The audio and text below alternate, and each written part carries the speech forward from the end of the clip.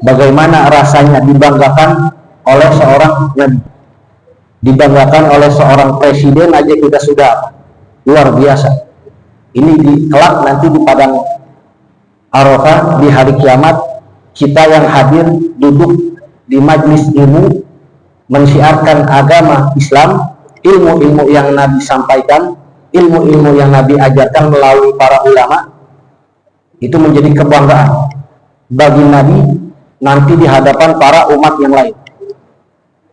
Nabi Muhammad membanggakan umatnya yang banyak di padang Arafah pada hari kiamat nanti dengan dibandingkan di hadapan para nabi-nabi yang lain.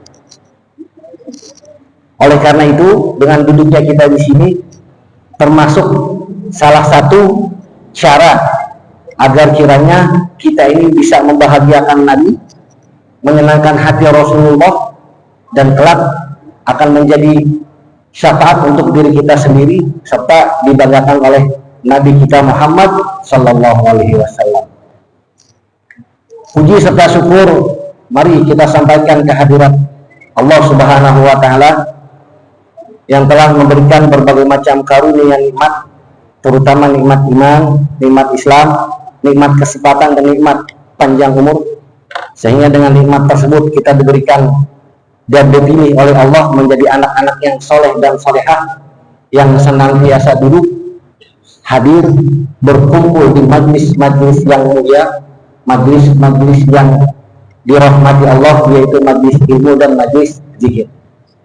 Salawat dan salam marilah kita sampaikan kehadiran penjunjung alam Nabi kita Muhammad Sallallahu Alaihi Wasallam yang ibadahnya terus menerus siang dan malam mendoakan kita seluruh umatnya agar tidak ada yang terjerumus ke lembah kedurhakaan dan bisa masuk surga bersama beliau kelak nanti pada hari kiamat. Amin, amin ya mujibah sa'id. Adik-adik remaja yang dirahmati Allah dan dicintai Allah Subhanahu Wa Taala, malam hari ini kita akan membahas tentang hukum dalam Islam. Adakah yang tahu di sini kam ahkamul Islam? Ada berapakah hukum dalam Islam? Ada yang tahu? Hukum dalam Islam?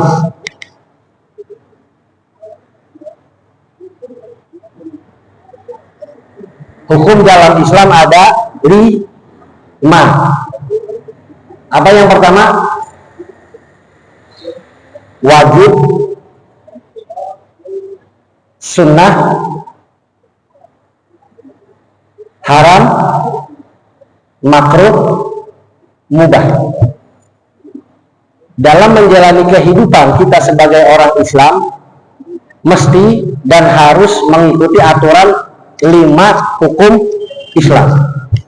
Tidak boleh tidak, nggak boleh melanggar, harus mentaati 5 hukum dalam Islam. Kelima hukum Islam ini, yang pertama adalah fardu. Apa itu fardu? Yaitu huwal wajibu fi'luhu fa idza fa'alahu mukallafu yanalu sawaban fa idza tarakahu yanalu iqaban. Apa sih yang namanya wajib? Wajib itu hukum Islam apabila seseorang yang mengerjakannya itu mendapatkan pahala, dan kalau meninggalkannya akan mendapatkan dosa dan disiksa nanti di hari kiamat atau di neraka. Apa contohnya? Sholat, bagus ya, hebat. Sholat diantaranya itu adalah apa? Hukum wajib bagi kita. Siapa yang nggak sholat, nah kelak nanti bakal tidak selamat. Orang yang tidak sholat akan mendapatkan siksa. Tapi kalau dia mengerjakan sholat, dia akan memperoleh pahala dari Allah. Itu nanti kalau orang yang meninggalkan sholat sehari aja dalam 5 waktu, nggak full gitu sholatnya. Sholatnya cuma 4 waktu atau 3 waktu atau bentang-bentong. Itu nanti di dalam kubur. Kalian tahu kubur? Kubur itu bentuknya apa? Kotak ya, persegi, panjang. Ukuran kepala di ujung, kaki di ujung, dijadiin satu gitu. Tanahnya menghimpit, yang kepala mendekat ke kaki, yang sebelah kiri mendekat ke sebelah kanan. Brek, brek. Oh, kayak apa tuh rasanya? Ya, nanti ada tulangnya di tengah-tengah. Nah makanya kalau ada orang yang mau ngubur, itu kepala sama kakinya jadi satu, gitu ya. Badan tulang belulangnya jadi satu di tengah. Nah, berarti dia dalam hidup di dunianya sholatnya nggak pernah full. Sholatnya apa? Selalu ditinggalkan. Itu salah satu salah satu ancaman bagi orang yang meninggalkan sholat gitu. Kuburannya dikecat, brok brok gitu. Dan nanti di neraka salah satu orang yang tidak mengerjakan sholat, meninggalkan kewajiban dalam kehidupan dunia, itu siksaan paling ringan di neraka pakai sepatu, pakai sendal yang terbuat dari bara api neraka. Siksaan paling ringan. Seandainya kita pakai nih, ya kita pakai apa? Sendal yang dari neraka tuh. Kita pakai, ini otak kita mendidih kayak air gitu, bobok. Itu ancaman orang yang apa? Meninggalkan kewajiban dalam kehidupan. Nah tadi hukum Islam yaitu adalah wajib. Kalau kita kerjakan dapat pahala, kita tinggalkan nanti ada ancaman apa? Disiksa. Contohnya apa? Sholat. Apalagi? Puasa hebat. Apalagi? Selain sholat, puasa apalagi? Zakat. Apalagi? Pergi haji jika mampu. Nah, itu semua hukum Islam yang namanya wajib. Nggak boleh tuh. Ini terkadang ada anak-anak gitu yang meremehkan sholat. Atau bukan hanya anak-anak saja sih, orang dewasa pun begitu terkadang. Yuk kita sholat yuk ke masjid, ketemu sholat. Titip sama kotak amal. Pernah gak dengar begitu? Atau salam ini sama malaikat. Ya, diajak sholat, duluan dah salami sama malaikat. Nggak boleh gitu. Karena sholat sudah kewajiban masing-masing. Nggak bisa digantiin. Itu. Kalau meninggalkannya itu mendapatkan ancaman siksa, kalau mengerjakannya itu mendapatkan pahala. Itu hukum daripada wajib. Paham ya? Sekarang yang kedua. Hukum Islam yang kedua yang mesti kita jalani dalam kehidupan yaitu apa? Sunnah. Apa sih sunnah? Sunnah adalah hiyal amrul mustahabbu fi'luhu, adalah satu pekerjaan yang sangat dianjurkan untuk kita melakukannya. Faman fa'alahu yanalu sawaban, siapa yang mengerjakannya akan mendapatkan pahala. Wa man tarakahu la yanalu iqaban, tapi siapa yang meninggalkannya itu nggak ada disiksa. Siapa yang meninggalkannya nggak dapat dosa. Kalau saya ulangi, sunnah satu pekerjaan yang sangat dianjurkan untuk dikerjakan bagi kita umat Islam, akan mendapatkan pahala orang yang mengerjakannya dan tidak berdosa kalau meninggalkannya. Kalau meninggalkan sunnah, apa contohnya? Sholat hari raya Idul Fitri, Fitr. Sholat ba'diyah hebat. Apalagi sholat tahajud, ya. Sholat subuh, wah subuh mah wajib. Sholat witir, ya. Bukan hanya sholat aja sih, banyak, ya banyak. Sholat apa sunnah itu bukan hanya sholat. Kayak kalian nih, minum pakai tangan kiri, sunnah gak? Minum pakai tangan kiri, sunnah gak? Enggak, sunnahnya pakai tangan kanan. Kalau kita minum pakai tangan kiri dosa gak? Enggak, sunnah. Ya, tapi kalau pakai tangan kanan dapat pahala. Kan tadi sunnah kalau kita kerjakan dapat pahala, ditinggalin kagak dosa. Kita minum tangan kanan itu dapat pahala sunnah. Gitu. Pak minum pakai tangan kiri nggak dapat pahala sunnah, tapi nggak dosa. Gitu. Atau contoh lagi sunnah diantaranya ngupil. Ngupil pakai tangan kanan. Ngupil pakai tangan kanan. Sunnah apa enggak? Dosa enggak? Dosa enggak? Enggak. Hukumnya apa? Enggak, masuk ngupil pakai tangan kanan sunnah.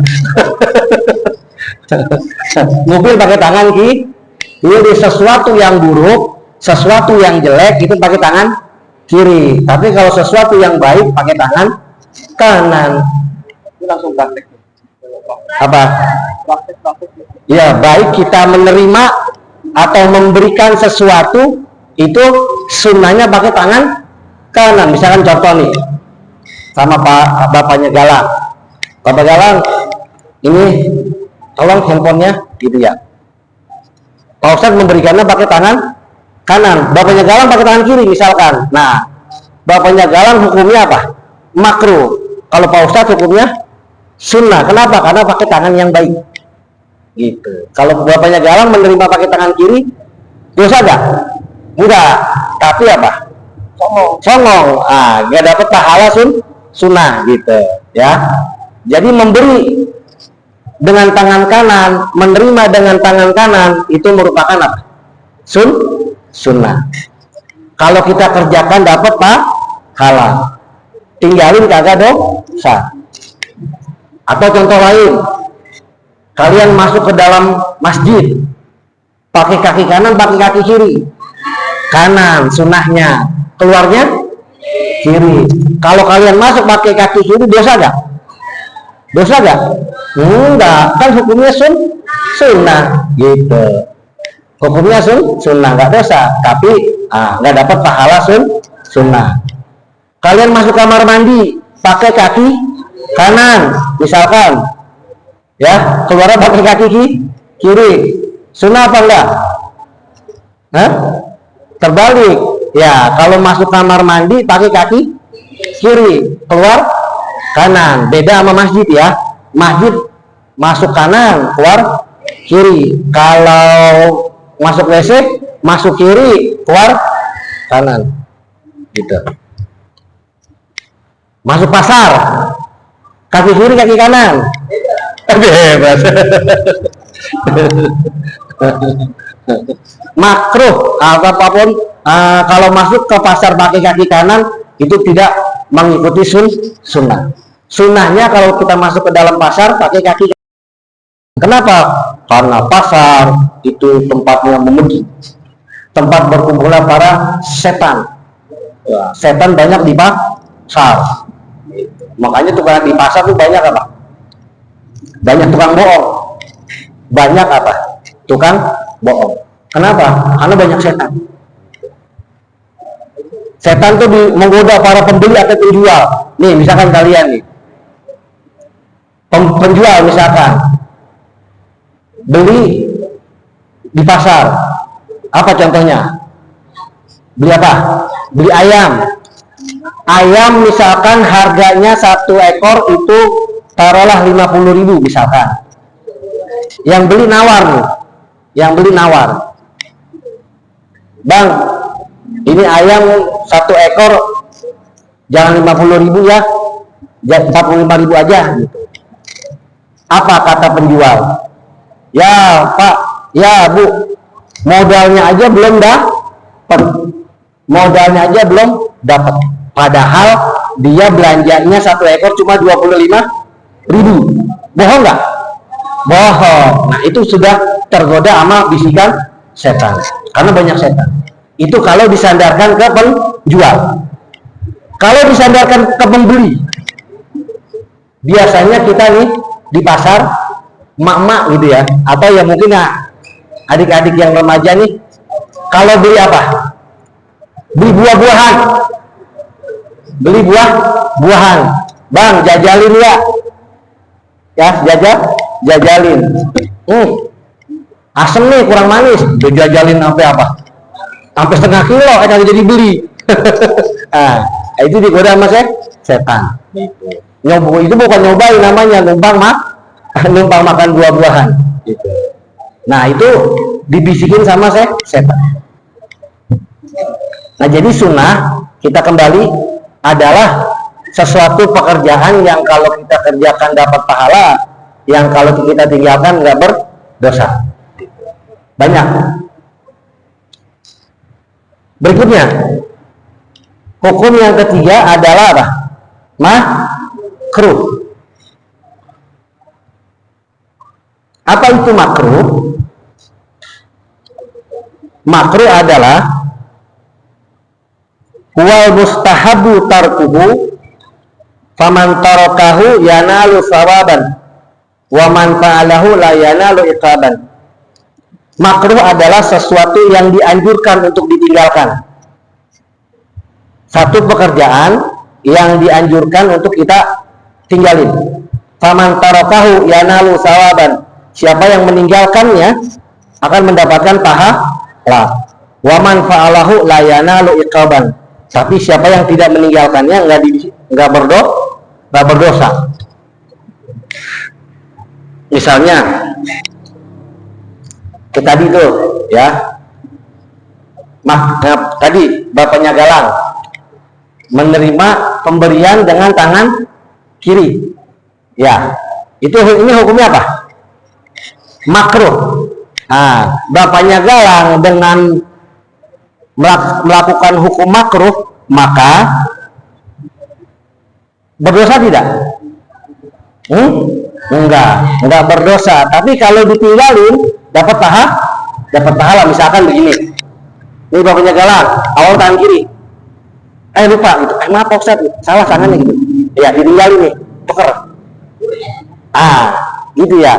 Berarti ini bapaknya Galang meninggalkan yang makruh, dapat pahala. Awalnya tadi makruh, nggak dapat pahala, tapi ketika ditinggalkan dirubah dengan tangan kanan jadi dapat pahala. Paham nggak nih? Contoh lagi dah, contoh. Siapa yang suka jengkol? Siapa yang suka pete? Nggak ada. Atau siapa yang suka makan bawang, doyan bawang? Nggak ada. Bawang goreng enak, bawang goreng wangi. Ya, doyan bawang goreng, doyan. Oke. Nah, bawang goreng itu menyebabkan nanti kondisi badan kita gampang atau mudah bau, gitu ya. Nah, siapa namanya? Aulia doyan bawang. Kalau Aulia ninggalin makan bawang, berarti Aulia telah mendapatkan hukum sunnah. Kenapa? Karena meninggalkan sesuatu yang dianjurkan buat ditinggalin, buat tidak dikerjakan. Aulia doyan nih bawang, makan bawang nanti apa? Jadi makruh hukumnya gitu. Saya tinggalin. Aulia dapat pahala dan kagak berdosa enggak gitu. Tapi kalau Aulia makan bawang, nah Aulia terkena hukum apa? Makruh, tapi dosa enggak? Enggak dosa. Yang dosa hanya hukum wajib. gitu. Yang dosa hanya hukum wajib. 3 ya, wajib, sunnah, makruh. Sekarang yang keempat, yaitu apa? Haram. Apa itu haram?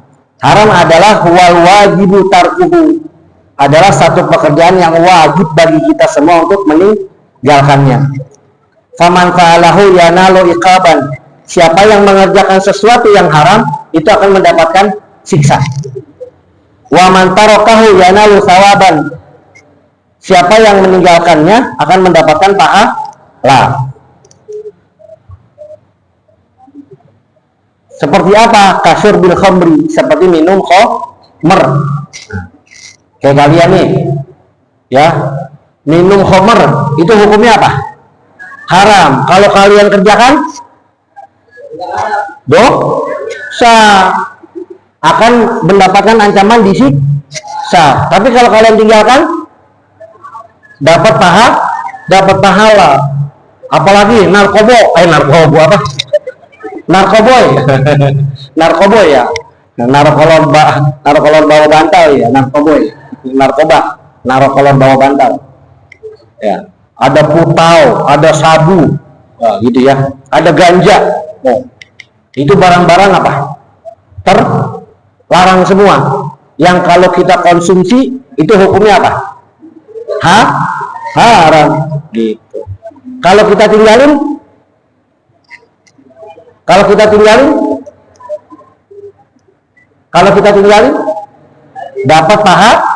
dapat pahala. Ya misalkan nih kalian ada yang nawarin nih minum apa? Minum khamr, minum minuman keras gitu ya. Tapi kalian nolak, enggak. Ini hukumnya haram dan ini nanti akan disiksa saya nanti kalau apa? Minum ini. Enggak. Nah, kalau kita tinggalin itu kita mendapatkan apa? Pahala. Gitu. Nah, jadi diantaranya lagi contoh haram itu adalah mencuri, nyolong. Nah, nyolong itu hukumnya apa? Haram. Nah, sekarang saya tanya, siapa yang pernah nemu sesuatu di jalan? Nemu apa? Duit. Siapa yang pernah nemu sesuatu di jalan?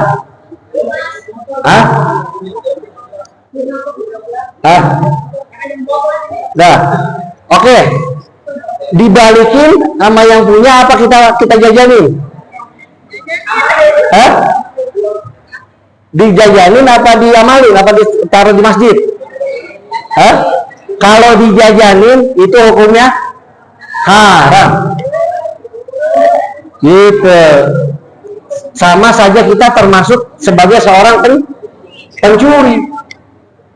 Kalau kita taruh dalam masjid, itu enggak haram, karena akan menjadikan pahala buat orang yang duitnya kehilangan.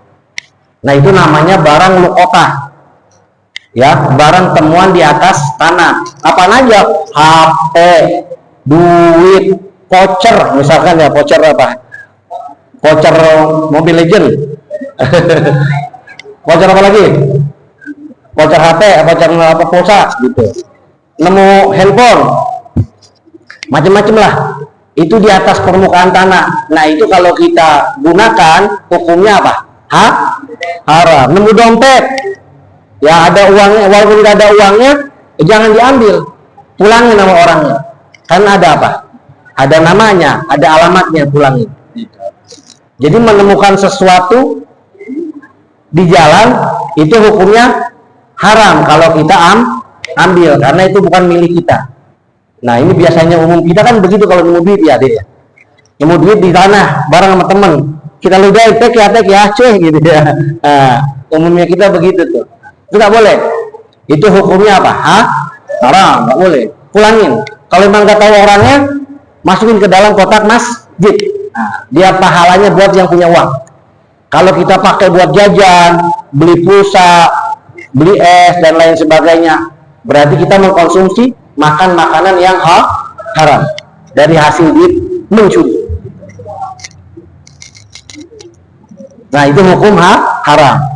Orang yang melaksanakan hukum haram akan mendapatkan siksa nanti di hari kiamat atau di alam kubur. Tapi kalau dia tinggalin, dia akan mendapatkan pahala. Kalian uang 50.000, waduh, 50.000 lumayan nih buat beli pulsa gitu, buat jajan. Tapi ini kata Pak Ustadz apa? Haram. Kalau saya pakai nanti bakal apa? Dosa, bakal disiksa. Tapi kalau saya tinggalin, saya sedekahin ke masjid, itu akan mendapatkan pahala. Udah, saya sedekahin. Berarti kita dapat pahala. Orang yang punya duit dapat pahala, kita pun yang menyedekahkan duit orang lain ke masjid dapat pahala. Berapa? 4. Wajib, sunnah, makruh, haram. Terakhir, hukum Islam yang kelima adalah apa? Mubah. Apa itu mubah? Huwallazi yajuzu lil insan. Satu pekerjaan, satu perbuatan yang boleh-boleh saja bagi kita untuk mengerjakannya. Wa tarakuhu fala thawaba fihi wala iqaba. Kalau kita tinggalin dosa enggak, dapat pahala juga enggak. Contoh apa? Makan, minum, berpakaian yang rapi gitu ya, yang bagus, itu hukumnya apa? Mubah. Kalau kalian nggak minum boleh nggak? Boleh. Kalian nggak makan boleh nggak? Boleh-boleh aja gitu. Kalau kalian tinggalin misalnya, saya lagi malas makan nih, lagi malas ngunyah gitu ya, lagi sakit gigi misalkan, udah tidur aja, nggak usah makan. Apa hukumnya? Dosa nggak? Enggak. Dapat pahala nggak? Enggak. Kenapa? Karena makan hukumnya mubah. Ini dari pagi ini belum minum juga, kata emak kita. Ya mak, tenggorokan lagi radang, ini ya. Ngelawan kah? Sakit, malas minum gitu. Udah pengen tidur aja. Dosa gak kita? Enggak. Kenapa? Karena minum hukumnya mubah. Apalagi contohnya mandi. Mandi hukumnya apa? Hukumnya? Mandi biasa. Mandi pagi, mandi sore. Apa? Mubah. Hukum mandi itu apa? Mubah. Kecuali kalau mandi wajib, ya mandi junub tuh. Mandi habis haid, mandi habis mimpi basah, baru tuh mandi wajib. Atau mandi mau sholat Jumat, mandi mau sholat Idul Fitri, Idul Adha, itu baru mandi sun. Nah, kalau mandi pagi sore itu hukumnya apa? Mubah. Gitu. Kalau kita nggak mandi nggak dosa, cuma apa?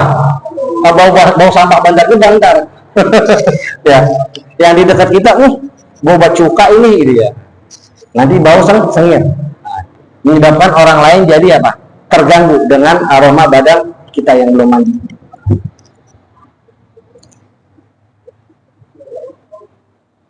Dah 5 ya.